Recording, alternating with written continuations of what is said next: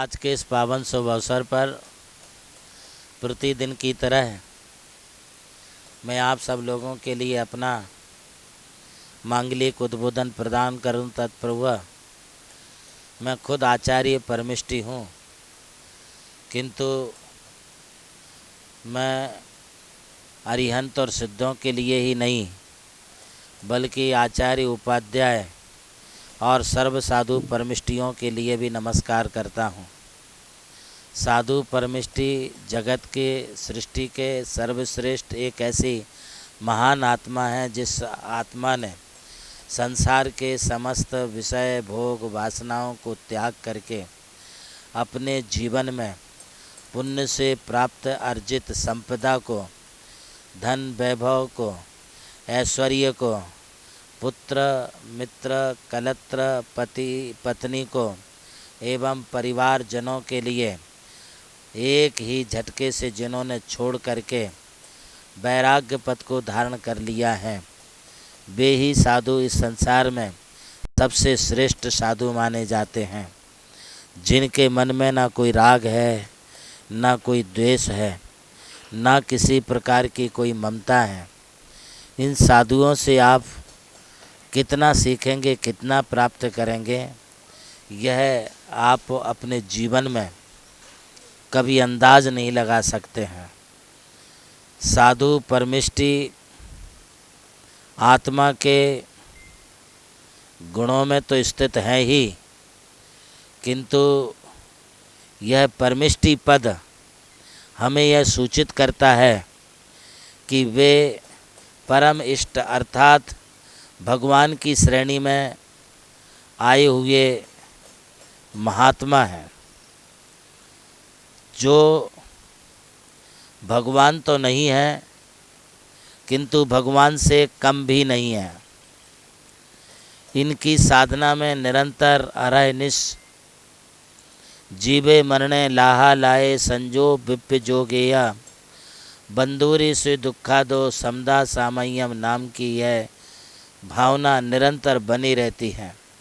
जीवन हो या मरण हो, लाभ हो या अलाभ हो, सुख हो या दुख हो, बंधु हो या कोई शत्रु हो, उनके समस्त कोई कांच कंचन हो या कोई कामनी हो, उन्हें सबके प्रति एक जैसी भावना रहती है। इसलिए वे साधु परमिष्टि संसार में सर्वोत्कृष्ट विभूति के रूप में माने जाते हैं। आज हमारे भारत देश में भारत को अध्यात्म और त्याग की वसुंधरा कहा जाता है, तो वो इन्हीं साधु संतों के कारण ही कहा जाता है। जब तक इस धरती पर साधु विद्यमान रहेंगे तब तक हमारी इस धरती को कोई संकट के बादल नहीं आ सकते हैं। इसलिए साधुओं का अस्तित्व होना मात्र ही हमारे देश के विकास का कारण बनेगा। हमारे देश में जब तक निर्ग्रंथ मुद्रा के धारी आध्यात्मिक साधना करने वाले ये संत महात्मा विचरण करते रहेंगे, तब तक इस देश में किसी प्रकार के दुर्भिक्ष, मारी, फ्लैग आदि जैसी जो अनेक मरणासन्न बीमारियां होती हैं, वो यहाँ पर कभी नहीं फैल सकती हैं। गीता में भी इस बात को कहा है, जब श्री कृष्ण अर्जुन के सारथी बन कर के अर्जुन को रथ में बैठा करके और वे जब महाभारत के युद्ध के लिए जा रहे थे, तो सामने से दिगंबर मुद्राधारी मुनिराज का आगमन हुआ। उसे देख करके अर्जुन ने श्री कृष्ण को पूछा, भगवान इन मुनियों का सामने आना शुभ है या अशुभ? तब श्री कृष्ण ने कहा कि पद्मिनी राजहंसाश्च निर्ग्रंथाश्च तपोधना यस्य देशम विचरन्ति सुभिक्षम तत्र निश्चय। बोले जहाँ पर पद्मिनी नाम की महिला एवं राजहंस पक्षी और निर्ग्रंथ मुनि विचरण करते हैं, वहाँ पर सुभिक्ष शुभ ही शुभ होता है, कभी अमंगल नहीं हो सकता है। और यही वजह रही कि महाभारत में अर्जुन की पंच पांडवों की जीत हुई, क्योंकि वहाँ प्रवेश करते समय उन्हें दिगंबर मुनियों का वहाँ पर दर्शन हुआ था।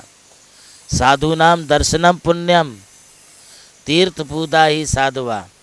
साधुओं के दर्शन प्राप्त होना ही एकमात्र पुण्य का कारण है, क्योंकि वे साधु तीर्थभूता ही वे तीर्थ के स्वरूप होते हैं। किसी तीर्थ से साधु नहीं बनते हैं, बल्कि साधु जहाँ थम जाते, बैठ जाते, तपस्या करने लगते हैं, वही स्थान तीर्थ का रूप ले लेता है। यहाँ इस भूमि नमोकार तीर्थ पर प्रभु राम साधु बन कर के विचरण करते हुए आए, यहाँ तपस्या की और यह स्थान नमोकार तीर्थ के रूप में प्रसिद्ध हो गया। आज इतना ही, शेष कल।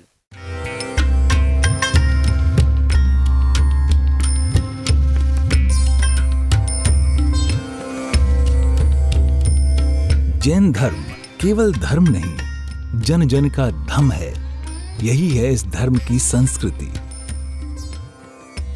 सन 2010 चातुर्मास के दौरान मांगी तुंगी और गजपंथा की तीर्थ यात्रा के बाद एक रात्रि गजपंथा की पहाड़ियों पर विश्राम करते समय आचार्य श्री देवनंदी जी महाराज को एक दिव्य स्वप्न प्राप्त हुआ। स्वप्न में उन्होंने देखा कि एक ऐसा तीर्थ जिसकी कोई कल्पना भी नहीं कर सका था, एक ऐसा स्थान जहां पंच परमेष्ठियों की भव्य मूर्तियां हों, एक ऐसा समव शरण जो समर्पित हो जैन धर्म की शाश्वत परंपरा को। उस दिव्य संकेत को जीवन में उतारने के लिए आचार्य श्री कुंथलगिरी की ओर विहार पर निकल पड़े। वहां एक श्रद्धालु ने अपनी भूमि पूज्य गुरुदेव को समर्पित की और यहीं से आरंभ हुई मुंबई आगरा हाईवे NH3 स्थित नमोकार तीर्थ के निर्माण की महायात्रा। ये वही भूमि है जिसे राम टेकड़ी कहा जाता है, जहां भगवान रामचंद्र जी ने 12 लाख वर्ष पूर्व तपस्या की थी।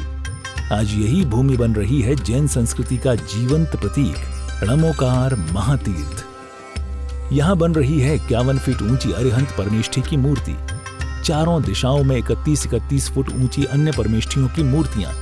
कुल मिलाकर एक अद्वितीय समवशरण की रचना है, जिसका वर्णन Guinness book of world record में दर्ज हो चुका है।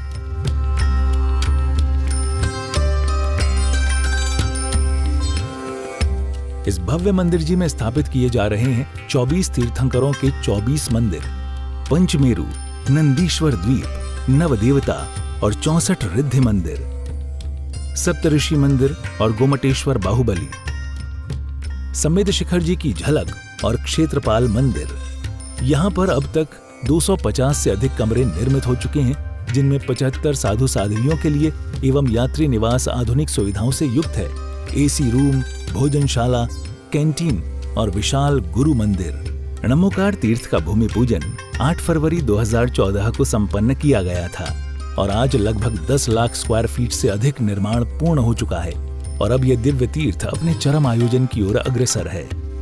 2026 में जिन शासन के वरिष्ठतम आचार्य परम पूज्य साधना सम्राट गणाधिपति गणधराचार्य श्री कुंथु सागर जी महाराज के सानिध्य में एवं परम पूज्य प्रज्ञा श्रवण सारस्वताचार्य श्री देवनंदी जी महाराज की प्रेरणा एवं निर्देशन में 400 से अधिक साधुओं की उपस्थिति में आगामी 6 से 13 फरवरी 2026 में नमोकार तीर्थ का भव्याति भव्य अंतर्राष्ट्रीय पंच कल्याणक प्रतिष्ठा एवं महामस्तकाभिषेक महोत्सव का आयोजन होने जा रहा है।